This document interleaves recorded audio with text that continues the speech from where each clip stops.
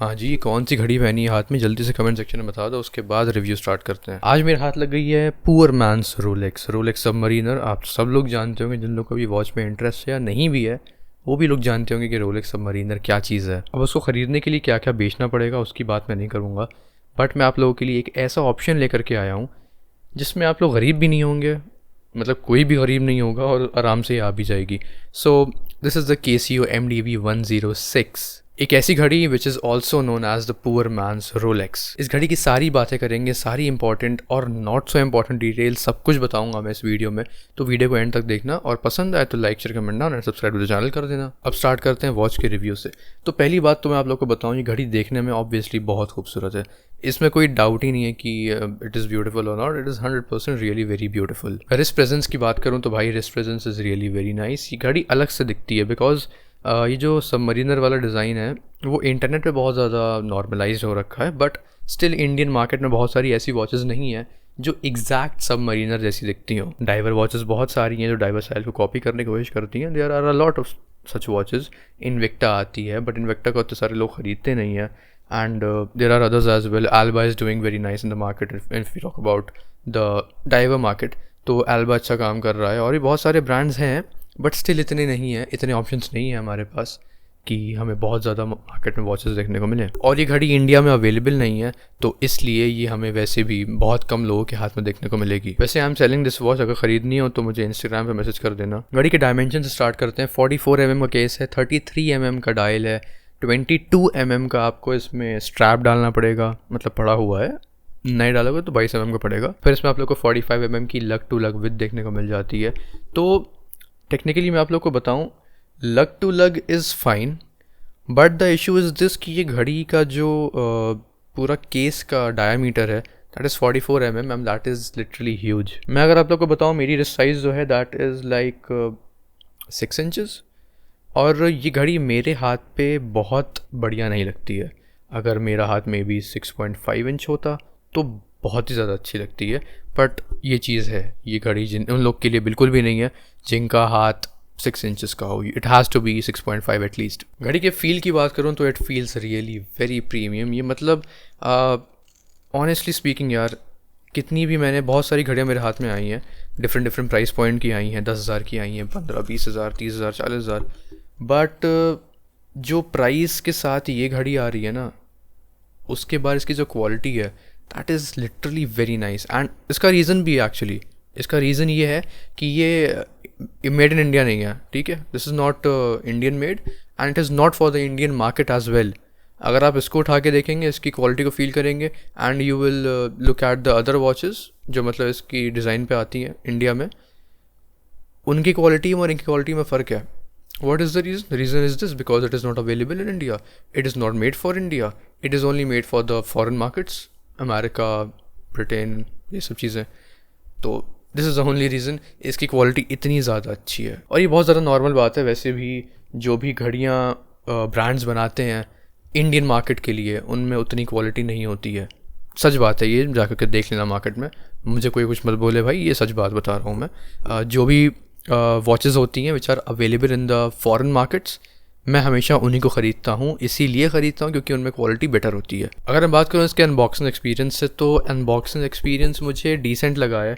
I love this thing, ये जो चीज़ उन्होंने दी है, इस तरह से जो स्टैंड दिया है इसको आप लोग रख सकते हैं स्टैंड पे, ये चीज़ बहुत अच्छी लगती है। But if I talk about the box, तो बॉक्स मुझे थोड़ा चाइल्डिश लगा, थोड़ा बेटर होना चाहिए था। लाइक सी, इसमें पीछे मार्लिन का लोगो आप लोग को देखने को मिलता है, प्रॉपर रोटेटिंग बेजल है, तो उसके थीम का कुछ कर सकते थे ये लोग। इस घड़ी के काफ़ी सारे नाम हैं, एक तो मैंने आप लोग को पहले बता दिया है MDV106, वो तो उसका असली नाम है।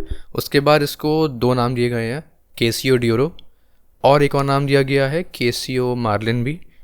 डियोरो इसलिए दिया गया है, पता नहीं क्यों दिया गया है। मार्लिन इसलिए दिया गया क्योंकि इसके डायल में आप लोग को मार्लिन का लोगो देखने को मिलता है और इसके बैक साइड में भी मार्लिन का लोगो देखने को मिलता है। और ये वॉच जो है बहुत ज़्यादा स्पेशल लोगों के हाथ में रही है, गेट्स भाई साहब के हाथ में रही है, तो बहुत ज़्यादा लोग के हाथों में ट्रैवल करके ये इंडिया पहुंची। मतलब ये वाली नहीं रही है भाई, दूसरा हम लोग का मॉडल रहा होगा of course, but yes Casio Dioro काफ़ी सारे इम्पॉर्टेंट लोगों के पास भी है। और हो भी क्यों ना, क्योंकि इसमें आप लोग को 200 मीटर का वाटर रेजिस्टेंस देखने को मिलता है। It is a very rugged watch honestly. इस घड़ी में आप लोग को देखने को मिलता है 120 क्लिक्स का, 120 बीट्स का रोटेटिंग बेजल। एंड ब्रो, इसका रोटेटिंग बेजल, इसका आप लोग एक बार साउंड सुन लो।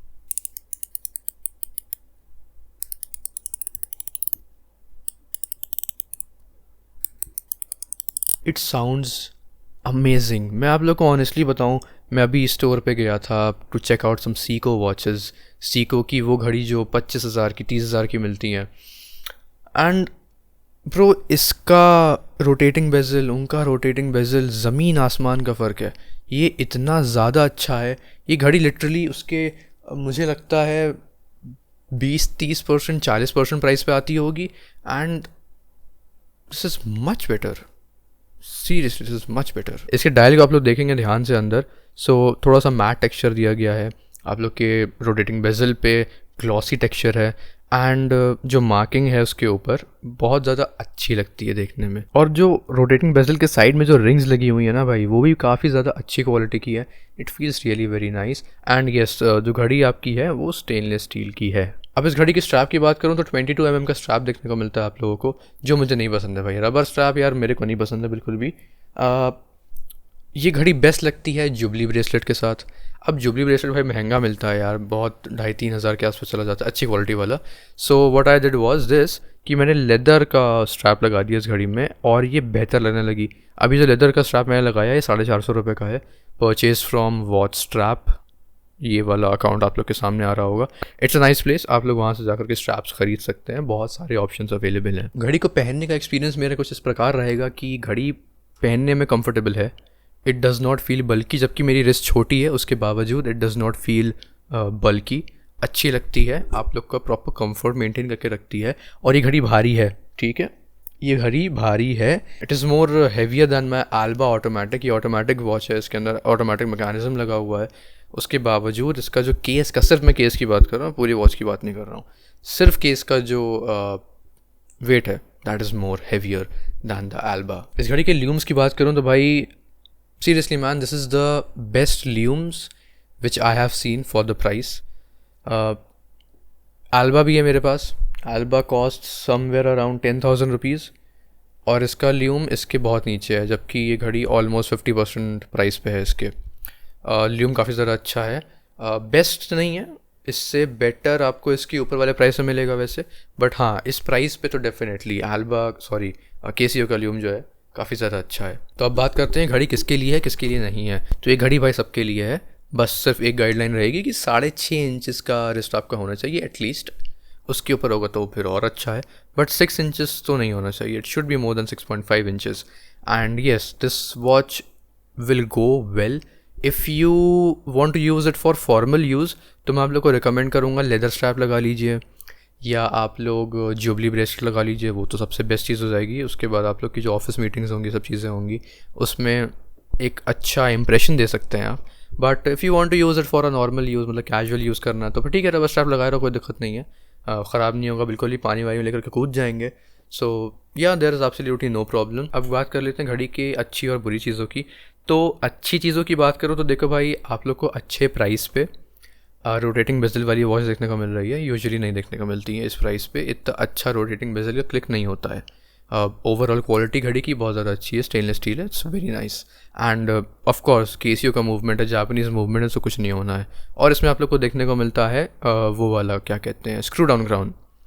तो ये घड़ी प्रॉपरली ISO सर्टिफाइड है फॉर डाइविंग। 200 मीटर्स का वाटर रेजिस्टेंस देखने को मिल जाता है। ये वहाँ चली जाएगी जहाँ से आप लोग भी ज़िंदा वापस नहीं लौट पाएंगे। अगर आप लोग भी इंटरेस्टेड हैं कहीं से भी ये रिस्ट वॉचेस में, तो I would like to invite you to my watch group watch lows India. वहाँ पे बहुत सारे वॉच कलेक्टर्स हैं, क्रिएटर्स हैं और इंथुजियास्ट्स हैं। हम सब लोग साथ में बैठ करके चिल मारते हैं, तो आप लोग भी एंटर कर सकते हैं वहाँ पे। गाइडलाइन सिर्फ एक है कि आप लोग का वॉच कलेक्शन होना चाहिए, सिर्फ एक भी वॉच होगी तब भी चलेगा। आप लोग को बस आ करके इंस्टाग्राम पे मुझे मैसेज करना पड़ेगा, अपने वॉच कलेक्शन की पिक्चर भेजनी पड़ेगी, and I will add you in the group. And as I said before, this watch is up for sale. तो आप लोग को ख़रीदनी है अगर मुझसे, तो you can purchase it. Instagram पे आकर के मुझसे मैसेज कर देना एंड ले जाओ फिर, मुझे क्या। So yes, that is for this video. If you enjoyed the video so don't forget to give it a like, share, comment down and subscribe to the channel. कर दो यार, मतलब बनाने की कोशिश कर रहा हूँ अच्छा कुछ मैं। चलो चलते हैं भाई, I will see you next month, good bye.